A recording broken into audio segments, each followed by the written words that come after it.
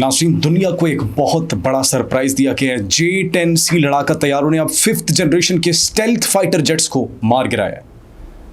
आप सोच रहे होंगे कि J-10C stealth fighter 5th generation के वो भी कैसे मार गिरा सकता है, लेकिन नाज़रीन ये हकीकत है। हम आपको बताएंगे ये कैसे हुआ। इसके साथ साथ नाज़रीन, भारत किक आउट होने वाले बहुत जल्द उन तमाम तर अहम प्रोजेक्ट से जो कि उन्होंने ईरान में शुरू किए थे। इसके साथ साथ सिर्फ यही नहीं नाज़रीन, बल्कि भारत के ऊपर अमेरिका ने एक बहुत बड़ा इल्ज़ाम भी लगा दिया और उनके गिर्द घेरा मज़ीद तंग हो चुका है। इसके साथ साथ अगर बात की जाए, बांग्लादेश से भी भारत बहुत जल्द किक आउट होने वाले हैं, क्योंकि 7 अहम रॉ के जासूसों को पकड़ कर नाज़रीन उनको एक इबरत की मिसाल जो है कायम कर दी गई है। बांग्लादेश में वो भारत के लिए क्या जासूसी कर रहे थे और बांग्लादेश ने उनके साथ क्या सलूक किया नाज़रीन, ये भी आपको बताएंगे। डिप्लोमेटिक शिफ्ट जो खित्ते के अंदर आया है, ये सिर्फ और सिर्फ एक अहम मुलाकात की वजह से, and that meeting was between Donald Trump and field marshal Syed Asim Munir. उस मुलाकात के बाद अब बैनुल-अक़वामी सहाफ़ी और तज्ज़ियाकार ये कहने पर मजबूर हो चुके हैं कि डिप्लोमेटिकली अगर देखा जाए, ख़ित्ते के अंदर पाकिस्तान जो है वो सबसे ज़्यादा ताकतवर हो चुका है। सिर्फ यही नहीं नाज़रीन, बल्कि चाइना और जो है रशिया और दीगर कुछ ममालिक हैं, उन्होंने मिलकर बहरी मशक़ों का आगाज़ किया है। किसके ख़िलाफ़? अमेरिका के ख़िलाफ़। तो अमेरिका के लिए भी ख़तरे की घंटी बन चुकी है। हम एक न्यू वर्ल्ड ऑर्डर बनता हुआ दिखाई दे रहे हैं हम सबको। और सिर्फ यही नहीं नाज़रीन, बल्कि बड़ी डेवलपमेंट्स हुई, अपडेट्स हुई, सब आपको बताएंगे अपने आज के इस व्लॉग में। आप सब पर सलामती हो, मुझे जवाद यूसुफ कहते हैं। नाज़रीन, सबसे पहले बात करते हैं J-10C लड़ाका तैयारी की, जो कि चीन से पाकिस्तान को मिला था। जी हाँ नाज़रीन, चीन ने मशक़े की, कुछ ड्रिल्स की, कुछ प्रैक्टिसेस की, और उन मशक़ों के अंदर उन्होंने जो अपना उनका J-20 था 5th जनरेशन का स्टेल्थ फाइटर जेट मुकम्मल ये स्टेल्थ फाइटर जेट है नाज़रीन, क्योंकि अभी रिसेंटली पिछले दिनों खबरें ज़ेर गर्दिश थी और चीन ने ख़ुद इस बात का ऐलान किया था कि हमारा लड़ाका तैयारा है, ये जापान से गुजर कर है। अमेरिका की बेसिस को, अमेरिका के रडार्स को चकमा देकर, जापान के रडार्स को चकमा देकर, जनूबी कोरिया के रडार्स को चकमा देकर J-20C वहाँ से गुजरता है नाज़रीन, और किसी को इल्म भी नहीं होता। अब अगर चीन न बताता कि हमारा जंगी तैयारा वहाँ से गुजरा था, तो पूरी दुनिया को शायद इल्म ही ना होता, अमेरिका को शायद इस बात का इल्म ही नहीं होना था नाज़रीन। वो J-20 अब J-10C के ख़िलाफ़ जो है मैदान में उतारा जाता है, फ़िज़ाओं में बुलंद किया जाता है इसको, और ड्रिल्स की जाती हैं, प्रैक्टिसेस की जाती हैं, और J-10C ने कामयाबी से उस 5th जनरेशन लड़ाका तैयारे को मार गिराया। 3 J-10C तैयारे फॉर्मेशन बनाते हैं, airborne warning and control system उसके साथ लिंक होता है, और एक J-10C टारगेट को लॉक करता है, दूसरा मिसाइल दागता है, और तीसरा उस मिसाइल को गाइड करता है स्टेल्थ फाइटर जेट तक पहुंचाने के लिए। और इस तरीके से J-10C ने कामयाबी से 5th जनरेशन के तैयारे को मार गिराया। और नाज़रीन, अब ये कहा जा रहा है कि अगर हमने J-20 को गिरा दिया है, तो अब भारत और राफेल को तो पहले ही वो गिरा चुके हैं। अब अमेरिका के पास जो F-22 रैप्टर हैं और F-35 हैं, अब वो भी चीन के लड़ाका तैयारों के सामने कुछ नहीं है। तो चीन की फ़िज़ाइया की अगर बात की जाए और चीन के अगर एयरफोर्स की, उनकी टेक्नोलॉजी की बात की जाए नाज़रीन, दैट्स अमेजिंग। पूरी दुनिया को जिस तरीके से वो सरप्राइजेस दे रहे हैं, ये बड़ी पेशरफ्त सामने आई है। और अब अमेरिका के लिए ख़तरे की घंटी भी है, परेशानी का आलम भी है कि J-10C से 5th जनरेशन का जो है वो मुकाबला किया जा रहा है। तो अगर इनके 6th जनरेशन के स्टेल्थ फाइटर जेट्स, इनके विजुअल्स कुछ इन्होंने जारी किए थे, अगर वो मैदान में आ जाते हैं तो फिर अमेरिका का क्या होगा नाज़रीन। सिर्फ ये नहीं, बल्कि ईरान के सदर जो पाकिस्तान का दौरा करते हैं, उसमें कुछ अहम बातें की गई थी, 12 MOUs पर दस्तखत किए गए थे। लेकिन अहम बात ये है, और इस मुलाकात में जो मुलाकात की गई वज़ीर आज़म शहबाज शरीफ से, कि चाबहार जो बंदरगाह है उसको गवादर के साथ लिंक करने की खबरें ज़ेर गर्दिश हैं। ये खबरें मौसूल हो रही है मुख्तलिफ़ ज़राए से, और ये कहा जा रहा है कि पाकिस्तान और चाइना दोनों शायद एक बहुत बड़ा डिसीजन लें, एक बहुत बड़ा फ़ैसला करें, और चाबहार बंदरगाह जिसका ठेका भी इंडिया ने लिया हुआ है, भारत ने लिया हुआ है, बहुत जल्द भारत को वहाँ से किक आउट कर दिया जाए। ये भी खबरें ज़ेर गर्दिश हैं, अभी तक इसकी ऑफिशियल انفارمیشن نہیں آئی کیونکہ ریسنٹلی پاکستان کی مدد سے, پاکستان کی انٹیلیجنس کی مدد سے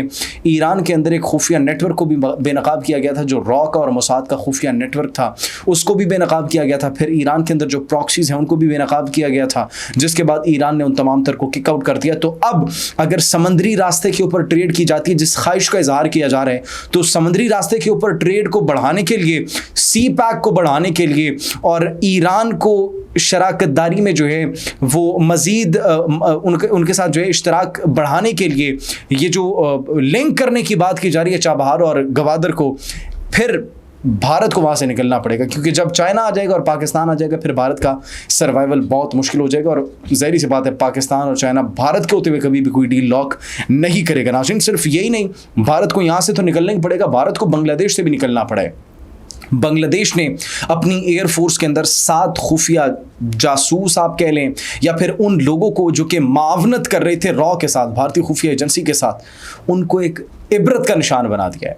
7 ان کے کمانڈرز آپ کہیں, ان کے آفیسرز کہیں, وہ موجود تھے جس میں سے ایک کو کورٹ مارشل کیا گیا ہے پوری ان کے ملٹری کے سامنے, اور پھر 10 سال اس کو قید کی سزا سنائی گئی ہے. اور جو باقی 6 تھے ان کو بھی فوج سے نکال دیا گیا, ان کی آرم فورسز سے. تو اندازہ لگائیں کہ بھارت ان کو کہیں پر سانس لینے کی اس وقت جگہ نہیں مل رہی, ان کو کہیں پر بھی اسپیس نہیں مل رہی, ہر جگہ پر ان کے لیے مشکلیں بڑھتی چلی جا رہی ہیں. بنگلہ دیش کی ہم نے آپ کو صورتحال بتائی, اس سے پہلے ایران کی صورتحال بتائی, اور صرف یہی نہیں ناظرین, بھارت کے اوپر ایک اور الزام عائد کر دیا ان کے سب سے بڑے اتحادی امریکہ نے, بلکہ یہ تو بھی پرانی بات ہو چکی ہے, اب اتحادی تو نہیں رہے. جس طریقے سے ان کو کنجسٹ کیا جا رہا ہے, جس طریقے سے ان کو ایک کونے میں دھکیلا جا رہا ہے, تو ناظرین ان کے اوپر الزام یہ عائد کیا گیا ہے کہ روس اور یوکرین کی جو جنگ ہو رہی ہے اس میں روس کے ساتھ وہ اپنے تعاون کو بڑھانے کے لیے اور یوکرین کے خلاف جو ہے روس جو ایک سپورٹ ان کو جو دیگر ممالک کی طرف سے مل رہی ہے, ان میں ایک ملک جو شامل ہے وہ بھارت بھی ہے, کیونکہ بھارت ان سے تیل کی سپلائی لے رہے ہیں, بھارت ان سے کافی زیادہ ٹریڈ کر رہے ہیں. تو روس سے جب مال وہ خرید رہے ہیں, روس سے جب تیل وہ خرید رہے ہیں, اور سب سے بڑا جو خریدنے والا ملک ہے روس سے تیل وہ بھارت ہے, تو روس پھر اسی ٹریڈ سے, اسی پروفٹ سے یوکرین کے خلاف ویپنز بنا رہے, کنسٹرکٹ کر رہے اور جنگ کر رہے.